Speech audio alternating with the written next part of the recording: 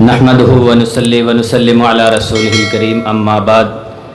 انگریز ہندوستان پر مکمل طور پر قابض ہو چکا تھا۔ اس نے مسلمانوں کی فوجی اور سیاسی قوت کو جلا کر راکھ بنا دیا تھا۔ مسلمانوں پر قابض ہونے کے باوجود اس کے دماغ میں ابھی تک خوف کی آندیاں چل رہی تھی۔ اس کا دل جہادی للکار سے کپ کپا رہا تھا۔ وہ ابھی تک صلاح الدین ایوبی کی یلغار کو نہیں بھولا تھا۔ وہ ابھی تک طارق ابن زیاد کے کشتیاں جلانے کے منظر کو نہیں بھولا تھا، اور ابھی تک اس کے کانوں میں محمد بن قاسم کے گھوڑوں کی ٹاپوں کی صدائیں گونج رہی تھی۔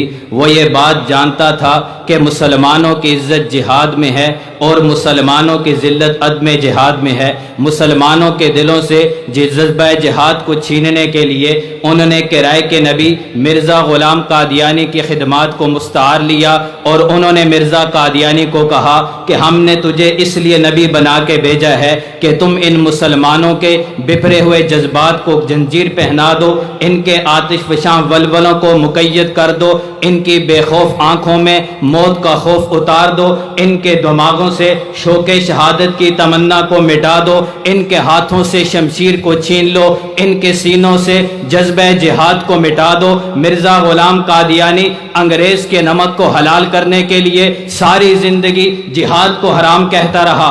اس کی ساری کوشش یہی رہی کہ مسلمانوں کے دلوں سے جذبہ جہاد کو مٹا کر حب دنیا میں تبدیل کر دیا جائے، شوق شہادت کو شوق سے مضر میں تبدیل کر دیا جائے، اور ایک اللہ کے سامنے جھکنے والوں کو ایک فرنگی کے سامنے جھکا دیا جائے۔ لیکن مرزا قادیانی کی ذریت نے دیکھا کہ مسلمانوں نے جذبہ جہاد سے سرشار ہو کر اور شوق شہادت جام شہادت پی کر کے فرنگی کو اس برے صغیر سے بستہ گور کرنے پر مجبور کر دیا ہے، اور اس کے بعد اسی سرزمین پر ایک اسلامی مملکت پاکستان کی بنیاد رکھی۔ پھر اس پاکستان میں ایک تحریک چلا کر اس کے اندر پارلیمنٹ کے اندر قادیانیوں کو غیر مسلم اقلیت قرار دیا، اور مرزا قادیانی کے پوتے اور نام نہاد خلیفہ مرزا طاہر کو پاکستان سے بھاگنے پر مجبور کیا۔ اور آج بھی ختم نبوت کے پروانے، عالمی مجلس تحفظ ختم نبوت کے کارکنان پوری دنیا کے اندر آپ علیہ السلام کی ختم نبوت کی